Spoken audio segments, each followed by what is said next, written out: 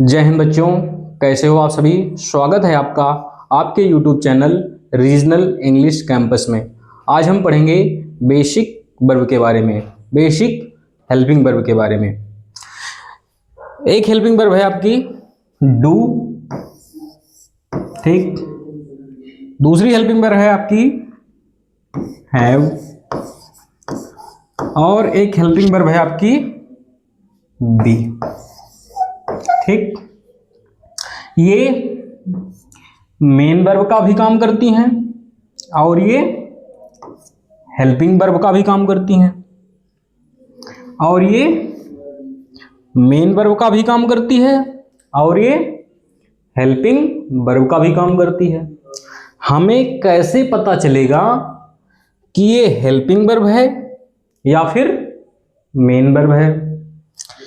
जब आपको do, have, B अकेले दिखें, इसके बाद कोई वर्ब ना दिखे। जब डू, हैव, बी अकेले दिखें, इसके बाद कोई भी वर्ब ना दिखे, तब ये काम करती हैं मेन वर्ब का। किसका काम करती हैं? मेन वर्ब का। एग्जाम्पल जैसे आई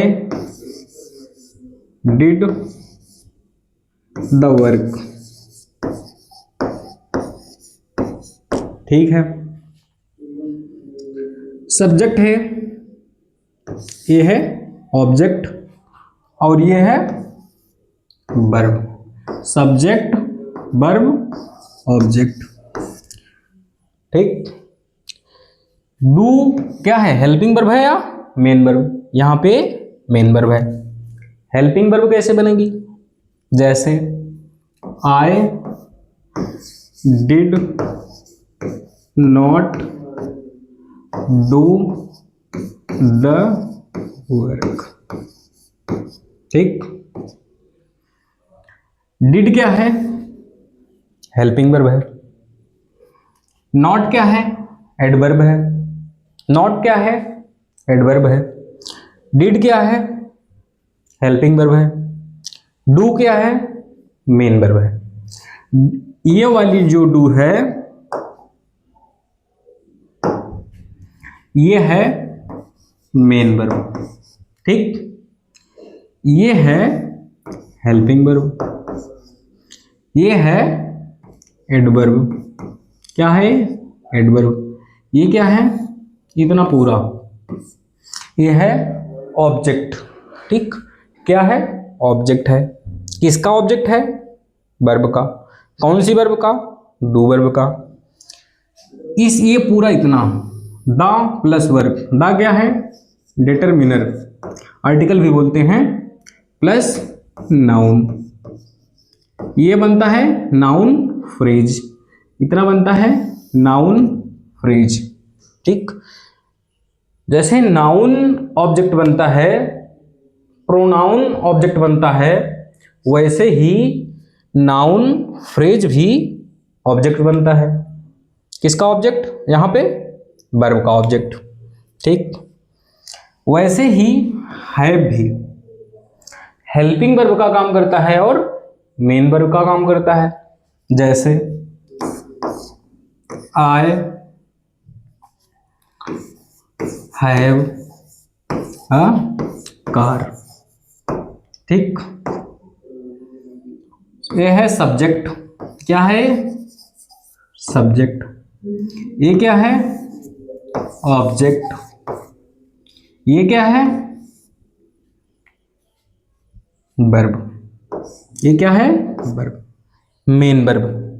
कोई दूसरी वर्ब है हैव के साथ?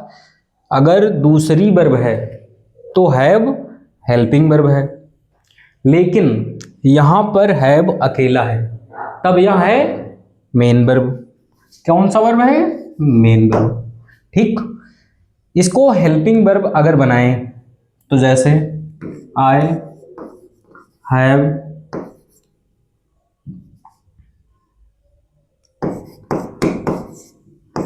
विजिटेड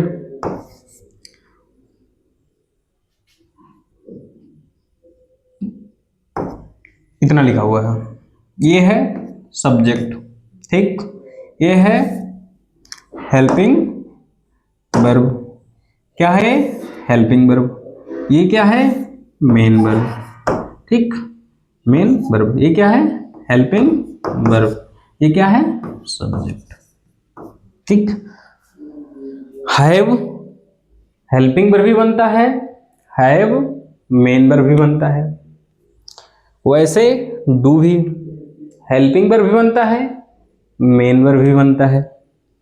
ठीक वैसे ही जो ये बी वर्ब है वो हेल्पिंग वर्ब का भी काम करता है और मेन वर्ब का भी काम करता है। जैसे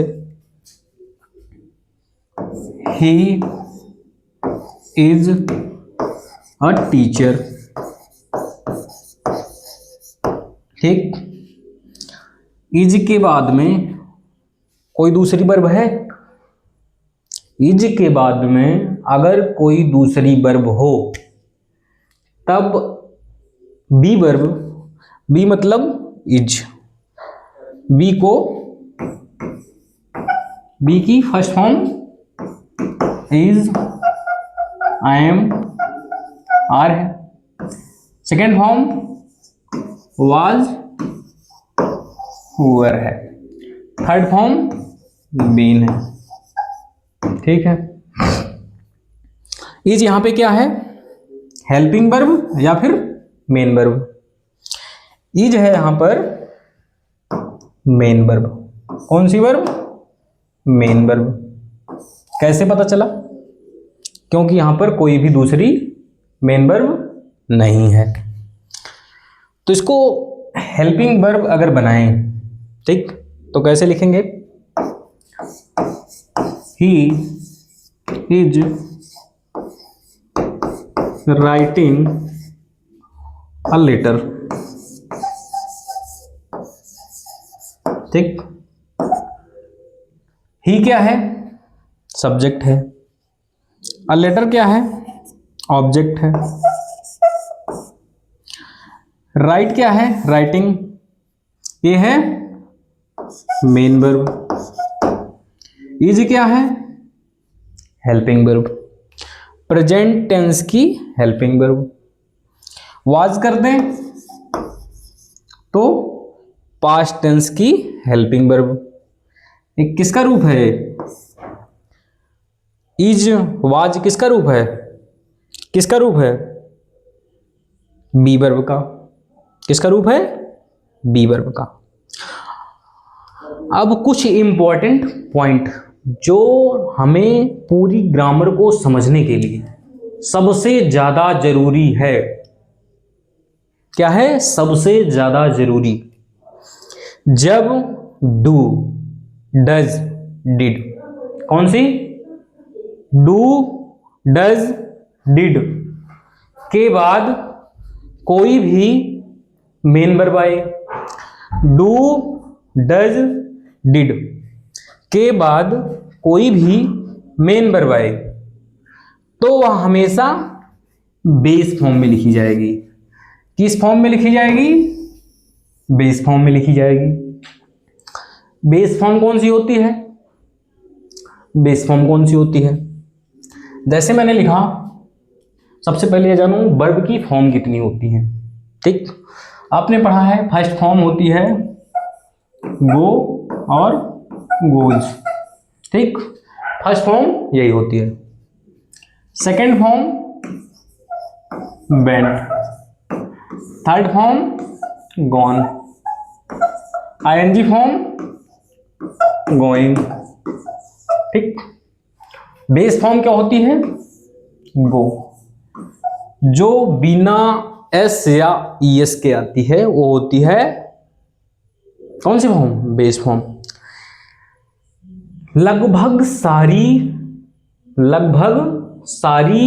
वर्ब का बेस फॉर्म और प्लूरल फॉर्म, कौन सी फॉर्म? बेस फॉर्म और प्लूरल फॉर्म समान होती है बी वर्ब को छोड़कर। कौन सी वर्ब? बी वर्ब को छोड़कर। बी वर्ब की बेस फॉर्म क्या है? बी। लेकिन सिंगुलर फॉर्म कौन सी है? सिंगुलर फॉर्म कौन सी है? इज। मतलब कि सिंगुलर सब्जेक्ट के साथ में हम यूज करते हैं इज का, ठीक। प्लूरल सब्जेक्ट के साथ में आर का, ठीक। पास्ट टेंस में सिंगुलर सब्जेक्ट के साथ में थर्ड पर्सन सिंगुलर के साथ में वॉज। बाकी प्लूरल के साथ में वर का यूज करते हैं, ठीक है। अब देखिए, बेस वर्ब आपको पता चल गया। डू डज डिड के बाद में कोई वर्ब आती है तो हमेशा बेस फॉर्म में लिखी जाती है। जैसे पहला सेंटेंस है, एग्जाम्पल, ही, ये क्या है? प्रोनाउन है। कैसा प्रोनाउन है? Singular pronoun. कैसा प्रोनाउन है? सिंगुलर प्रोनाउन है। सिंगुलर प्रोनाउन के साथ में, सिंगुलर नाउन के साथ में, या फिर हम ऐसा बोलें सिंगुलर सब्जेक्ट के साथ में, सिंगुलर सब्जेक्ट के साथ में सिंगुलर वर्ब का प्रयोग किया जाता है। अब आपको बताना पड़ेगा कि सिंगुलर सब्जेक्ट क्या होता है, सिंगुलर नाउन क्या होता है, सिंगुलर वर्ब क्या होता है। तब हम आपको बता दें छोटा सा, जैसे बॉय है, यह एक नाउन है। क्या है? नाउन है। कैसा नाउन है? सिंगुलर। कैसा नाउन है? सिंगुलर। बॉयज कैसा नाउन है? कैसा नाउन है? प्लूरल।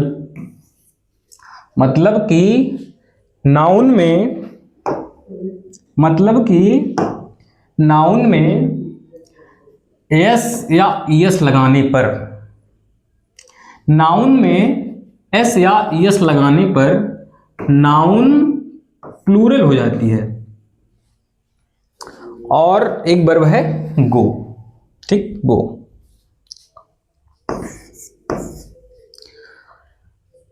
गो में बेस फॉर्म में, बेस फॉर्म में एस या ईएस लगाने पर ये सिंगुलर हो जाती है। ये सिंगुलर वर्ब है और गो कैसी वर्ब है? प्लूरल वर्ब है। मतलब कि सिंगुलर सब्जेक्ट के साथ में, सिंगुलर सब्जेक्ट के साथ में सिंगुलर वर्ब आएगी, प्लूरल सब्जेक्ट के साथ में प्लूरल वर्ब आएगी। गोज किस टेंस में आता है? गोज किस टेंस में आता है?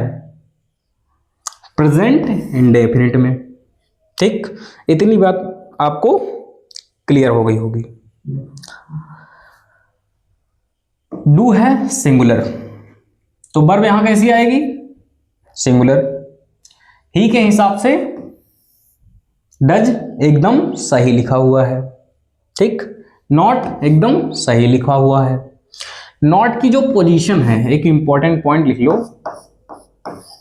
नॉट की जो पोजीशन है वहां हेल्पिंग वर्ब, ठीक, हेल्पिंग वर्ब और मेन वर्ब के बीच में रहता है। कौन? नॉट, ठीक, जब अलग अलग लिखा हो तब। लेकिन अगर नॉट को ऐसे कॉन्ट्रैक्टेड फॉर्म में लिख दिया जाए, ain't, doesn't, doesn't, didn't, ain't, are not, aren't, isn't, hasn't, तब यह हेल्पिंग वर्ब के साथ चिपक जाता है। क्या हो जाता है? चिपक जाता है। नहीं तो ये मेन वर्ब के पहले रहता है। यहां तक सेंटेंस एकदम करेक्ट है। उसके बाद में मैंने आपको बताया कि do, does, did, do, does, did के बाद में कोई मेन वर्ब आए तब वो आ जाती है किस फॉर्म में? बेस फॉर्म में। बेस फॉर्म राइट की क्या होगी? राइट। यहां पे कौन सी फॉर्म लिखी हुई है? ये वाली फॉर्म लिखी हुई है, सिंगुलर वाली। हमको चाहिए बेस वाली, हमको चाहिए बेस फॉर्म, तो क्या हो जाएगा यहां पे? राइट। ठीक, अब ये सेंटेंस करेक्ट हो गया। दूसरा सेंटेंस, ये जो सब्जेक्ट वर्ब एग्रीमेंट होता है, सब्जेक्ट वर्ब एग्रीमेंट, ये क्या होता है? सब्जेक्ट एग्रीमेंट वर्ब ये कहता है कि अगर सब्जेक्ट सिंगुलर है, अगर सब्जेक्ट सिंगुलर है तो वर्ब भी सिंगुलर होगी। अगर सब्जेक्ट प्लूरल है, अगर सब्जेक्ट प्लूरल है, एक मिनट,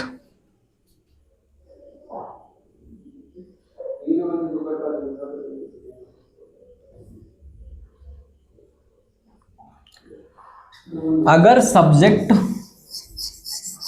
सिंगुलर है, कैसा है? सिंगुलर है, तो वर्ब भी सिंगुलर आती है। ठीक है, अगर सब्जेक्ट सिंगुलर होता है तो वर्ब भी सिंगुलर आती है। अगर सब्जेक्ट प्लूरल है, कैसा है? प्लूरल है, तो वर्ब कैसी आती है? प्लूरल आती है। ये बात कहां तक सही है? ये जो रूल होता है ये लागू होता है, ये रूल कहां लागू होता है? प्रेजेंट टेंस में। ठीक, किस टेंस में? प्रेजेंट टेंस में। ठीक, प्रेजेंट टेंस में सब्जेक्ट एग्रीमेंट, सब्जेक्ट और वर्ब एग्रीमेंट प्रेजेंट टेंस में होता है। ठीक, पास्ट टेंस में सब्जेक्ट वर्ब एग्रीमेंट नहीं होता है। फ्यूचर टेंस में भी सब्जेक्ट वर्ब एग्रीमेंट नहीं होता है, सिवाय बी वर्ब को छोड़कर। बी वर्ब एक ऐसी वर्ब है जिसका subject verb agreement past tense में भी होता है। कौन सी वर्ब है वो? B verb. बी वर्ब इकलौती एक ऐसी वर्ब है जिसका subject verb agreement past tense में भी होता है। उसके पीछे भी एक लॉजिक है, क्योंकि सभी वर्ब, जितनी भी वर्ब हैं बी वर्ब को छोड़ के, उनका जो सेकंड फॉर्म है, सेकंड फॉर्म यानी कि पास्ट फॉर्म, जैसे गो का सेकंड फॉर्म वेंट, एक ही है। ठीक, गो वेंट गॉन। जितनी भी वर्ब हैं उनका सेकंड फॉर्म एक ही है। कौन सी वर्ब को छोड़कर? बी वर्ब को। जो बी वर्ब है उसके फर्स्ट में 3 फॉर्म है, is, I am, are. Second में वाज, वर। इसीलिए पास्ट टेंस में भी be verb subject verb agreement करता है, सब्जेक्ट वर्ब एग्रीमेंट करता है। रीजन यही है। ठीक है, प्रेजेंट टेंस में सब्जेक्ट वर्ब एग्रीमेंट होता है, पास्ट में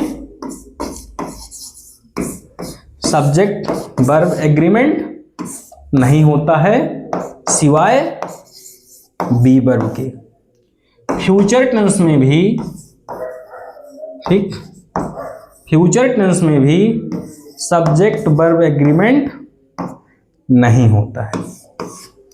फ्यूचर टेंस में भी सब्जेक्ट वर्ब एग्रीमेंट नहीं होता है, पास्ट टेंस में भी नहीं होता है बी वर्ब को छोड़कर। इतनी बात आपको समझ में आ गई होगी। अब हम फिर से पीछे चलते हैं।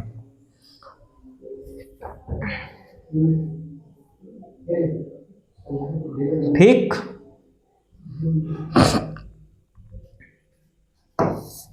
दूसरा सेंटेंस, यहां पे चाहे सिंगुलर वर्ब हो चाहे प्लूरल वर्ब हो, जितनी भी वर्ब हैं बी वर्ब को छोड़कर, उनका पास्ट टेंस में सब्जेक्ट एग्रीमेंट नहीं होता है, सब्जेक्ट वर्ब एग्रीमेंट नहीं होता है।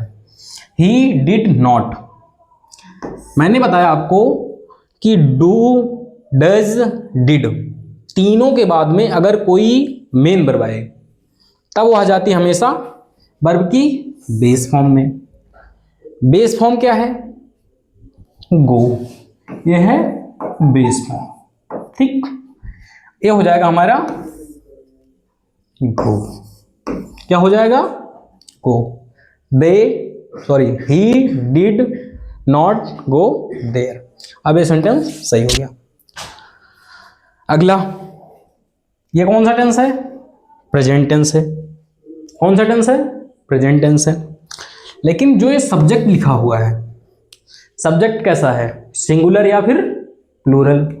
अगर सब्जेक्ट सिंगुलर होगा तो हेल्पिंग वर्ब या फिर मेन वर्ब जो भी होगी पहले हो जाएगी सब्जेक्ट के अकॉर्डिंग। सब्जेक्ट प्लूरल है तो वर्ब भी प्लूरल होगी। प्लूरल वर्ब कौन सी होती है? बिना एस या एस के। तो क्या हो जाएगा? They do. ठीक, not play in the ground. अब ये सेंटेंस सही है। ठीक, अब दूसरी बात, जैसे मैंने बताया कि has, have, had main verb का भी काम करते हैं और ये हेल्पिंग वर्ब का भी काम करते हैं।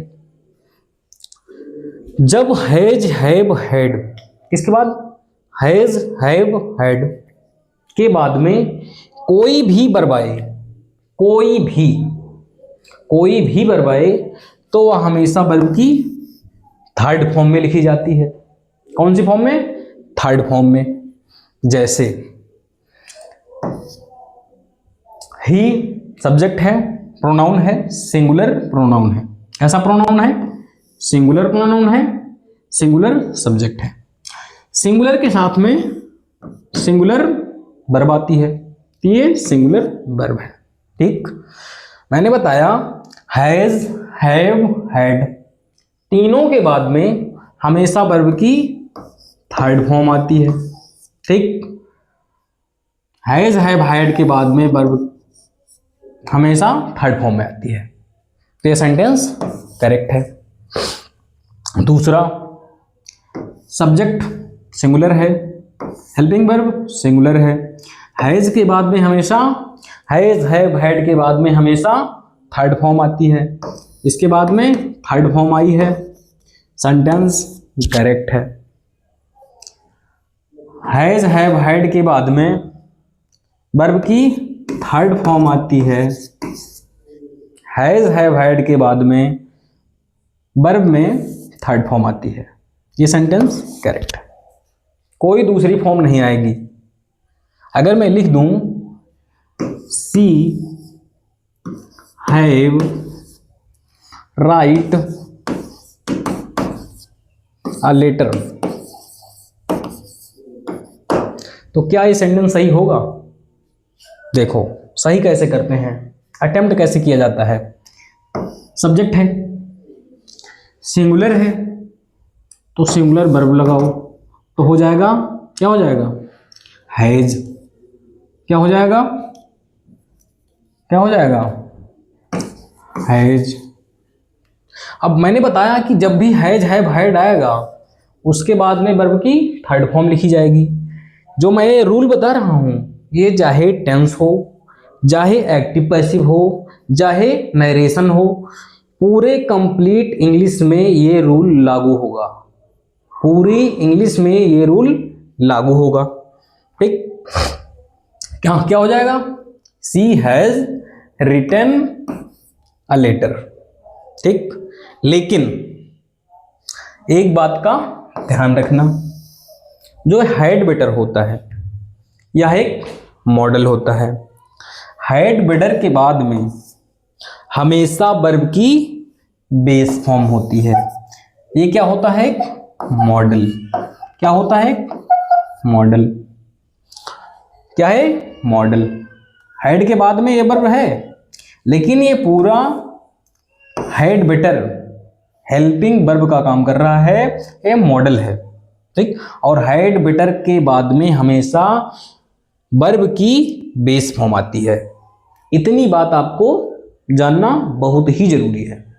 अब तीसरा इंपॉर्टेंट पॉइंट जो सबसे ज्यादा इंपॉर्टेंट है, बी वर्ब के बारे में मैंने आपको बताया कि जो बी वर्ब है इसकी बेस फॉर्म बी है। क्या है? Be. First form is, am, are. जो इज होती है वो थर्ड पर्सन सिंगुलर के लिए, थर्ड पर्सन सिंगुलर के लिए यूज की जाती है। थर्ड पर्सन सिंगुलर, ठीक। एम किसके लिए? आई के लिए। आर सभी प्लूरल वर्ब के, सभी प्लूरल सब्जेक्ट के लिए। आर किसके लिए? सभी प्लूरल सब्जेक्ट के लिए, ठीक। वाज और वर सेकेंड फॉर्म होती है, वाज और वर। जो वाज होता है वो होता है सिंगुलर के लिए, वर जो होता है वो होता है प्लूरल के लिए, ठीक। जो बीन होता है इसके बारे में अभी कुछ मत जानो, बी के बारे में आप अभी कुछ मत जानो, अभी मैं आपको एकदम क्लियर करूंगा। बी की आईएनजी फॉर्म होती है बीइंग। एक स्पेशल केस ये है, जैसे मैंने बताया आई के साथ एम आता है और यू के साथ में आर आता है, ठीक। यू आई सिंगुलर है फिर भी इसके साथ एम है। यू सिंगुलर और प्लूरल दोनों हैं। यू सिंगुलर और प्लूरल दोनों हैं, फिर भी इसके साथ हमेशा आर आता है, ठीक। ये इंपॉर्टेंट पॉइंट है, इसको आप लिख लीजिए। अब मुख्य बात, जैसे मैंने आपको बताया कि हैज, हैव, हैड, क्या बताया? हैज, हैव, हैड के बाद में कोई भी वर्ब आती है तो हमेशा थर्ड फॉर्म में लिखी जाती है। ठीक वैसे ही कोई भी बी वर्ब होगी, ठीक। कौन सी वर्ब? B verb. उसके बाद में कोई भी वर्ब आए, कोई भी वर्ब आए वह हमेशा लिखी रहेगी या तो आईएनजी फॉर्म में या फिर वर्ब की थर्ड फॉर्म में। बी वर्ब के बाद दो कंडीशन बनती है, या तो वर्ब में आईएनजी लगा होगा या तो वर्ब में थर्ड फॉर्म लगा होगा। अगर वर्ब में आईएनजी लगा हुआ है, क्या लगा हुआ है? आईएनजी लगा हुआ है, तब ये होगा कॉन्टिन्यूअस टेंस। कौन सा टेंस? कॉन्टिन्यूअस टेंस, ठीक। कौन सा टेंस? Continuous tense. अब ये बताओ कि कौन सा कॉन्टिन्यूअस टेंस होता है? Present continuous, past continuous, future continuous, या फिर प्रेजेंट परफेक्ट, या फिर पास्ट परफेक्ट कॉन्टिन्यूअस। कौन सा कॉन्टिन्यूअस टेंस होता है बताइए? जो ये कॉन्टिन्यूअस टेंस होता है बी वर्ब के बाद में, ये होता है कॉन्टिन्यूअस, मतलब कोई भी कॉन्टिन्यूअस। कितने कॉन्टिन्यूअस हैं? 6। कितने कॉन्टिन्यूअस हैं? 6। Present continuous, present perfect continuous, past continuous, past perfect continuous, future continuous और future perfect continuous. Be verb के बाद में आईएनजी आएगी तो कॉन्टिन्यूअस टेंस होगा, और कॉन्टिन्यूअस टेंस कोई भी टेंस हो सकता है, 6 कॉन्टिन्यूअस टेंस होते हैं। दूसरी कंडीशन, जब बी वर्ब के बाद में वर्ब की थर्ड फॉर्म आती है, जब बी वर्ब के बाद में वर्ब की थर्ड फॉर्म आती है, तब वह होता है हमारा पैसिव वॉइस, ठीक। क्या होता है? Passive voice. मतलब अगर बी वर्ब नहीं होगी तो पैसिव नहीं बनेगा। पैसिव बनने के लिए बी वर्ब और वर्ब की थर्ड फॉर्म का होना सबसे ज्यादा इंपॉर्टेंट है। अगर बी वर्ब नहीं है तो पैसिव नहीं बनेगा। ठीक, अब हम एग्जाम्पल से समझते हैं। ही लिखा हुआ है, यह एक सब्जेक्ट है।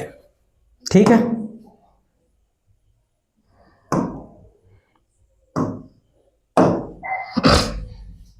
कैसा सब्जेक्ट है? सिंगुलर सब्जेक्ट है, सिंगुलर प्रोनाउन है। सिंगुलर सब्जेक्ट के साथ में सिंगुलर वर्ब आती है। ये कौन सी वर्ब है? इज। इज को हम क्या बी बोल सकते हैं? बिल्कुल बोल सकते हैं। ठीक, बी बोल सकते हैं कि नहीं बोल सकते? इज का ही तो रूप है, प्रेजेंट टेंस का रूप बी है। ठीक, बी का जो प्रेजेंट टेंस का रूप है सिंगुलर सब्जेक्ट के साथ में वो है क्या? इज। इसको हम बी बोल सकते हैं। मैंने बताया आपको कि जब भी बी वर्ब आएगी उसके बाद या तो आईएनजी फॉर्म आएगा या फिर थर्ड फॉर्म आएगा। यहां पर देखिए बी वर्ब है, उसके बाद में आईएनजी फॉर्म है। अगर बी वर्ब के बाद में आईएनजी फॉर्म आता है तो वह होता है हमेशा कॉन्टिन्यूअस टेंस। कौन सा टेंस है? कॉन्टिन्यूअस। आप हेल्पिंग वर्ब को देखकर बताओगे कि यहां प्रेजेंट का कॉन्टिन्यूअस है या फिर पास्ट का या फिर फ्यूचर का कॉन्टिन्यूअस है। ठीक, वैसे दूसरा सब्जेक्ट कैसा है? सिंगुलर है, तो वर्ब कैसी आएगी? सिंगुलर आएगी। Singular subject, singular verb. ठीक, उसके बाद में मैंने बताया ए भी बी को, इसको भी बोल सकते हैं नहीं बोल सकते? बी बोल सकते हैं। बी का ही रूप क्या है? वाज है। तो क्या हुआ है? Be verb. बी वर्ब के बाद में या तो आईएनजी आता है या फिर वर्ब की थर्ड फॉर्म आती है। अगर आईएनजी फॉर्म आती है तो वह होता है कॉन्टिन्यूअस टेंस। ठीक, आईएनजी फॉर्म आई है या कौन सा टेंस है? कॉन्टिन्यूअस टेंस है। ठीक, एक एग्जाम्पल और लिखता हूं। ही हैज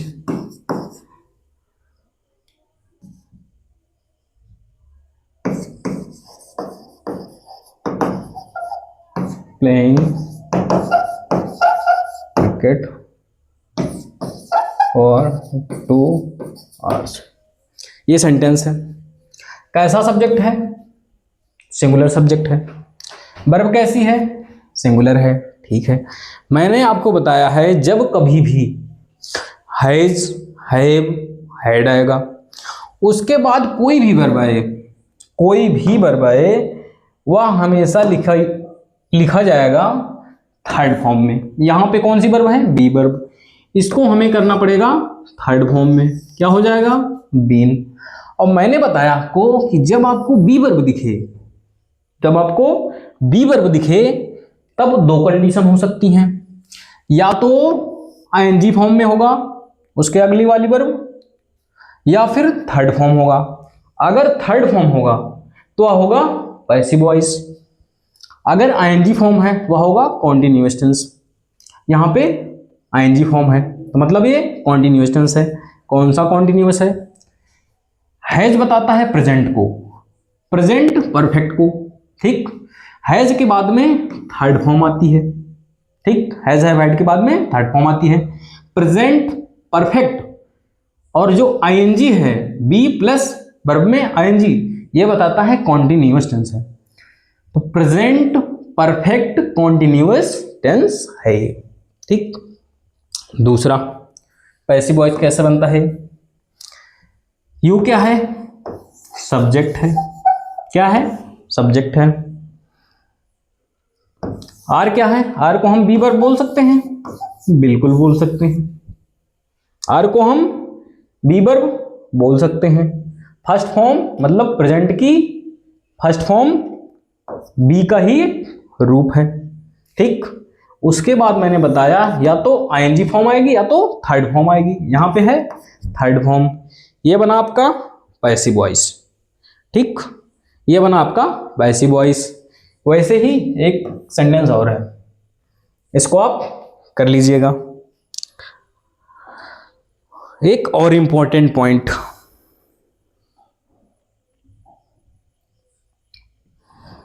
जैसे मैंने आपको बताया कि बी वर्ब के बाद में या तो आईएनजी फॉर्म आता है या फिर वर्ब की थर्ड फॉर्म आती है। डू डज डिड के बाद में हमेशा वर्ब की बेस फॉर्म आती है। ठीक, हैज हैव हैड के बाद में वर्ब की थर्ड फॉर्म आती है।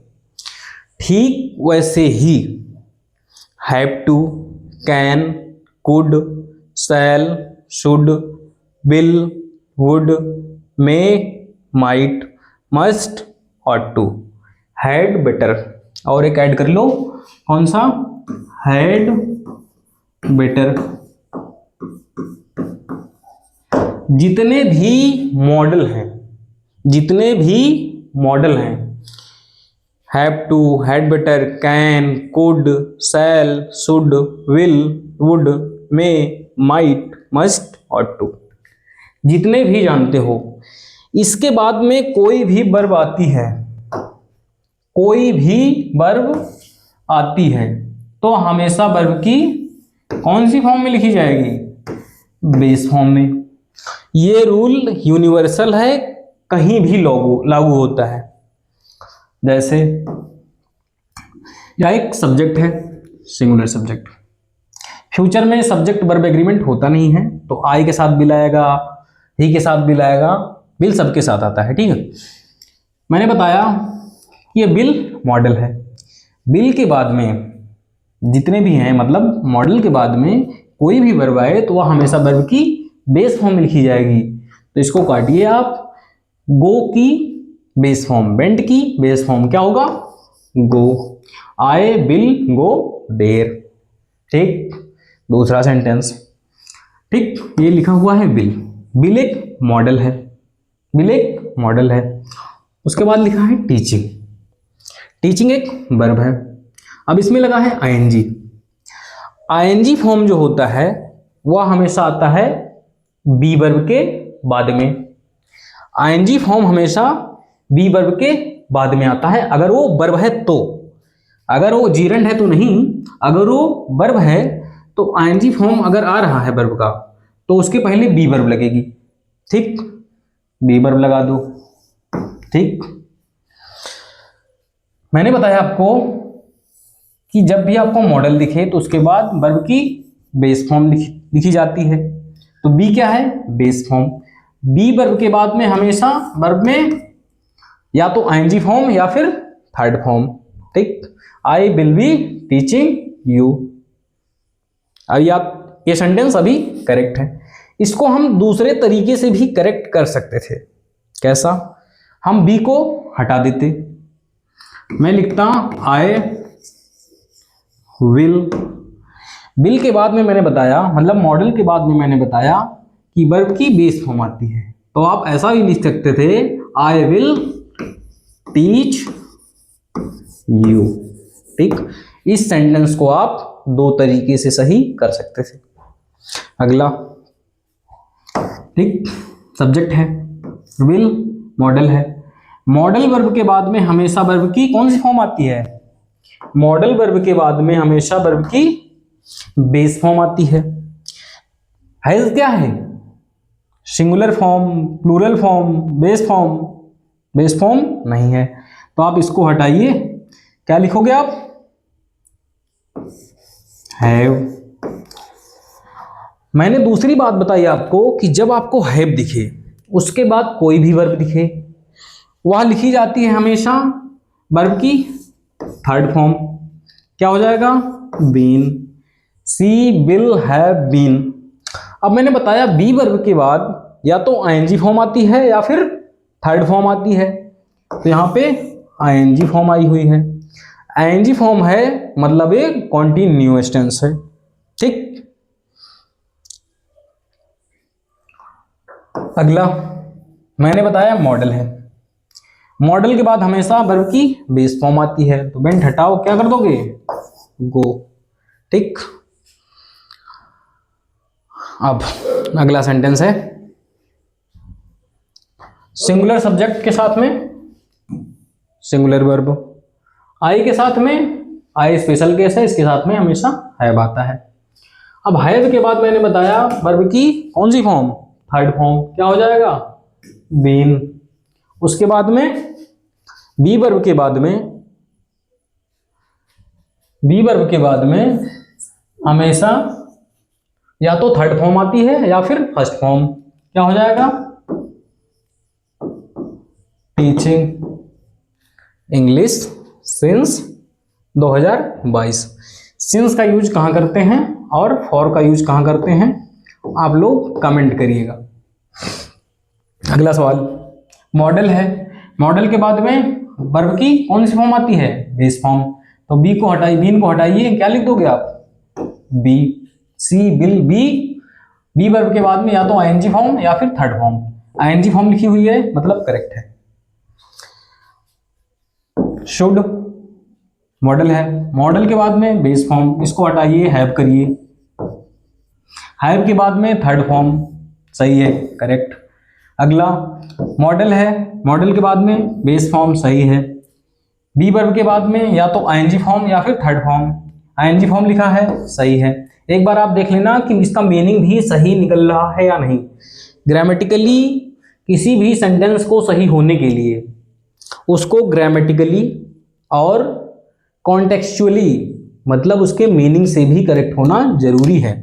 सिर्फ ग्रामर को करेक्ट करके हम सेंटेंस को सही नहीं कर सकते। अगला सेंटेंस मॉडल है, मॉडल के बाद में हमेशा वर्ब की बेस फॉर्म आती है। बी वर्ब के बाद में या तो आईएनजी फॉर्म आती है या फिर थर्ड फॉर्म आती है। थर्ड फॉर्म आई हुई है मतलब ये पैसिव है।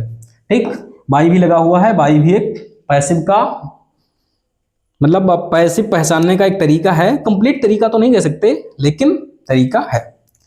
और एक बात ये जान लो कि जब भी कोई प्रेपोजिशन आता है, प्रेपोजिशन के बाद कोई भी प्रोनाउन आता है तो हमेशा ऑब्जेक्टिव केस का प्रोनाउन लिखा जाता है। कैसा प्रोनाउन?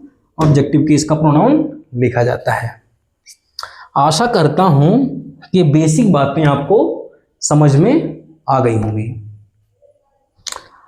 इतनी बात आप रिवीजन करके आइएगा। कल हम आपकी क्लास थोड़ा सा एडवांस करेंगे, यहीं पर हम अपनी क्लास समाप्त करते हैं। थैंक यू, जय हिंद। अच्छी लगे तो लाइक करना, सब्सक्राइब करना, शेयर करना। अगर अच्छी ना लगे तो कोई बात नहीं, मुझे पक्का उम्मीद है कि आपको अच्छी लगी होगी अगर आपने पूरी देखी होगी तब। Thank you.